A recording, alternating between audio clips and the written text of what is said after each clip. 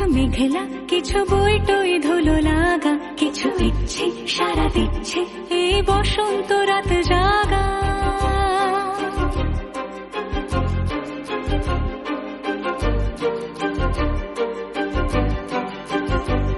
মম চিত্তে পাশ ফিরতে আজ পলাশ ফুলের কাব্য, মিটি মিটতে ফুল ছিঁড়তে শুধু তোমার কথাই ভাববো।